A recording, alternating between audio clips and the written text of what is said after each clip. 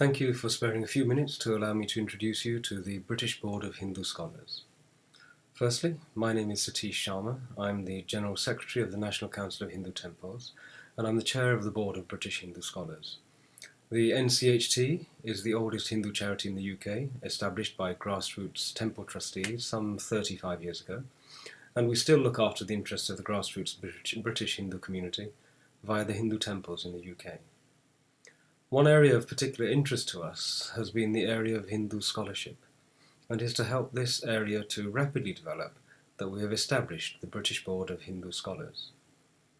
For quite some time now, a group of Western scholars have been banging their heads trying to understand and unlock what is contained in the Hindu scriptures, and for a variety of reasons the results have been everything from sometimes outright offensive to occasionally ridiculous, albeit with the occasional glimmer of light also.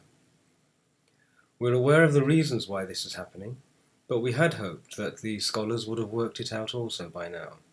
But sadly, much vaunted scholars like Wendy Doniger, and the experience with her recent publication being banned, have demonstrated that the scholars and their institutions are still floundering and generating seemingly ever more confusion and nonsense.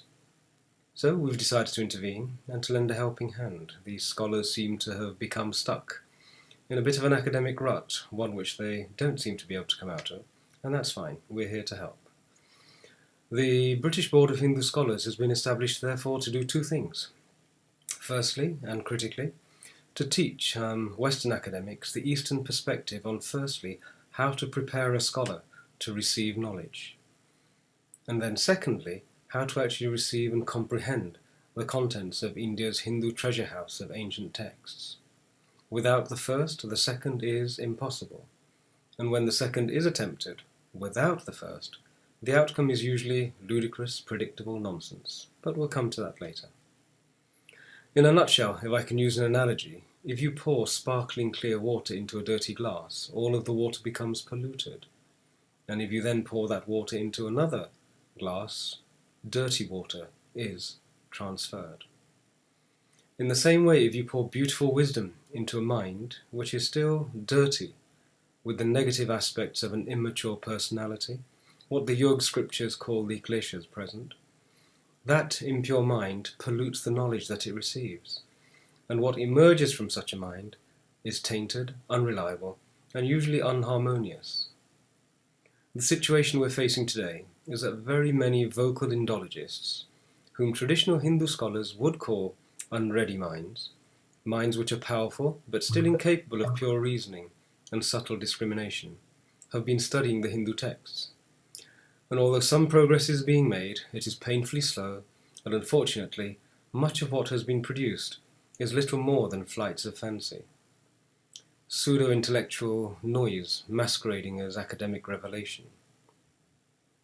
Comparing many of the Western academia spawned Indologists with traditional Hindu Vedic scholars is akin to comparing a lip-syncing, miming pop diva with Lata Mangeshkar, for example.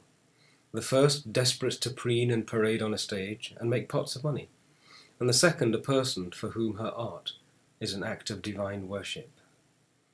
So, our solution is to help educate these unready minds so that they too can begin to appreciate the beauty which is concealed in the Shastras. To make this possible, we are assembling a panel of traditional Hindu Vedic scholars for whom scholarship is a spiritual practice, undertaken with the intention of personal transformation and humble service to humanity, and not just the endless generation of peer-reviewed papers, endless mentation and self-applauding erudition. This panel will be presenting guidance on all matters to do with Sanatana Dharma, often called Hinduism, and we would welcome both your support and participation.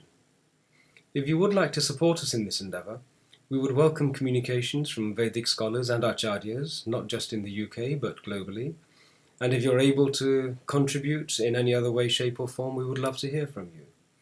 If you're not able to contribute scholarship or learning, you can also assist us by making donations to help fund the initiative.